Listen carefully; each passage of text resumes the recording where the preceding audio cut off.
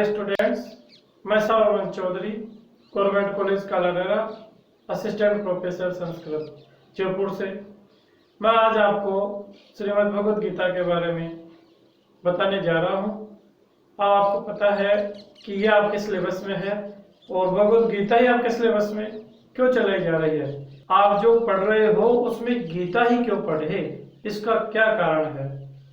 तो आपको पता है कि मंदोपि उद्देश्य बिना मंदोपि न प्रवर्तते, किसी प्रयोजन के बिना, उद्देश्य बिना यानी प्रयोजन के बिना, अपने मतलब के बिना, मंदो अपि मंद है अपि मंद है अपि मंद व्यक्ति भी यानी मूर्ख से मूर्ख भी न प्रवर्तते, वो कार्य नहीं करता है।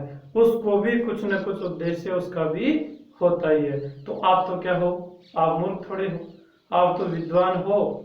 और विद्वान यदि बिना प्रयोजन के कोई काम करे ऐसा हो ही नहीं सकता, तो उसका भी कोई विशेष प्रयोजन होता है। उसमें गीता ही क्यों पढ़े। तो गीता जीवन का सार है और ये भारत देश में नहीं अपितु पूरे विश्व में, संपूर्ण विश्व में भगवद गीता को पढ़ने वाले बहुत अधिक संख्या में लोग हैं। आपको ये भी बताना चाहूंगा कि भगवद गीता का जीवन में क्या महत्व है। भगवद गीता अपने जीवन में सभी ग्रंथों में सबसे इम्पोर्टेंट ग्रंथ है। और आपने देखा होगा कि जो समझदार लोग होता है वो गीता भेंट करके आता है। तो आपने ध्यान दिया हो तो ऐसा क्यों, ऐसा गीता में क्या है, ऐसा वो गीता ही क्यों दे के आते हैं।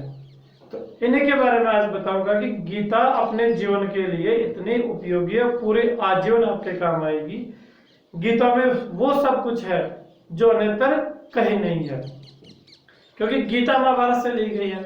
महाभारत में जो विषय और जो भी कुछ दिया गया है वो सारा का सारा किसी भी बुक में नहीं मिलेगा, सारा महाभारत में मिल जाएगा। और महाभारत में यदि नहीं है तो किसी भी दुनिया की किसी किताब में आपको वो विषय नहीं मिल सकता है। अर्थात भाव यह है कि महाभारत में कोई ऐसा विषय है ही नहीं जिसे ऐसे कहा जा सकता है। किसी भी विषय को छोड़ा नहीं गया है, हर विषय पे महाभारत में लिखा गया है। अब आपको पता है कि जो भगवद गीता है इसका नाम भगवद गीता यहाँ से क्यों लिया गया है, क्योंकि महाभारत का युद्ध सबको पता है, आप सर्वविदित हो कि महाभारत का युद्ध जब हो रहा था तो महाभारत का युद्ध शुरू होने वाला था, उससे कुछ पहले जब एक तरफ कौरवों की सेना खड़ी है और एक तरफ पांडवों की सेना खड़ी है, दोनों में युद्ध होने वाला है। दोनों सब धनुषधारी, इधर से अर्जुन है। आपको पता है कि जो पांडव हैं वो तो केवल अर्जुन के सहारे युद्ध लड़ रहे हैं और भगवान श्री कृष्ण उनका सारथी बन के बैठे हैं। सबको पता है कि अर्जुन के बगैर युद्ध जीता नहीं जा सकता है। अब जैसे युद्ध की तैयारी पूरी हो जाएगी, दोनों सेना आमने सामने खड़ी है। कौरवों की तरफ से तो जो भीष्म पितामह हैं वो सेना का नेतृत्व कर रहे हैं, अर्थात उसके सेनापति भीष्म पितामह जी हैं। और पांडवों की तरफ से जो है वो धृष्टद्युम्न है, वो द्रौपदी का भाई है, द्रुपद का बेटा।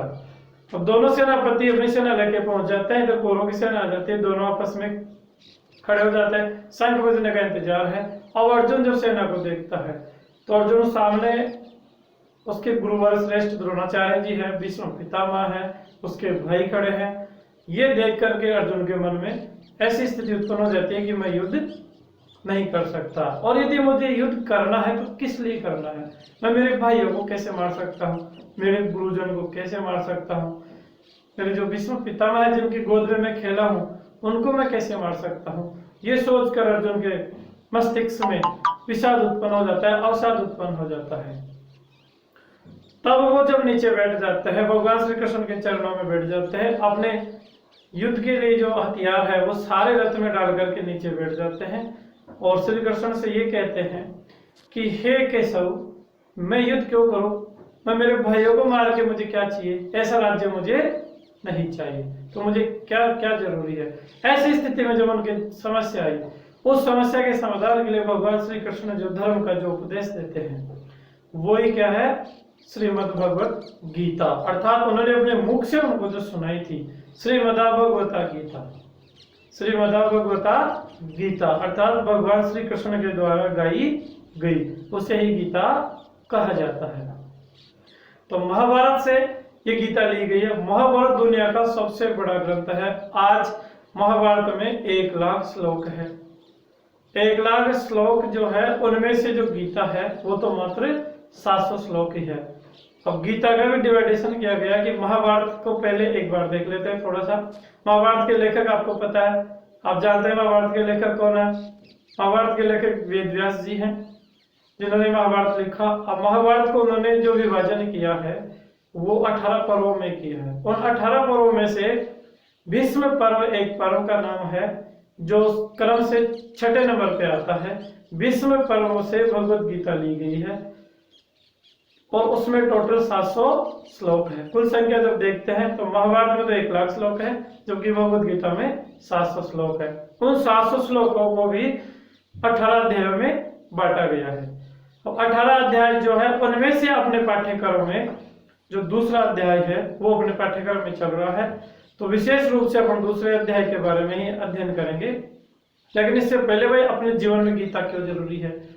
आज जो गीता है उसका जो सार है, यदि ये किसी को पता है, इसका ज्ञान यदि हो गया, तो वो गीता के सार को आप याद कीजिए, उसी समय आप मन से स्मरण कीजिए, तो आपको उसका समाधान मिल जाएगा। यदि किसी ने गीता के श्लोक को भाव रूप से भी पढ़ा है तो मैं आपको ये कहना चाहूंगा कि गीता के जितने भी श्लोक है उसको आप जितनी बार पढ़ना चाहोगे उतनी बार उसका अलग से भाव निकलेगा। यानी जितने अंदर जाओगे उतने उसके भाव निकलते जाते हैं। एक ही श्लोक के आप 100 से भी अधिक भाव निकाल सकते हो।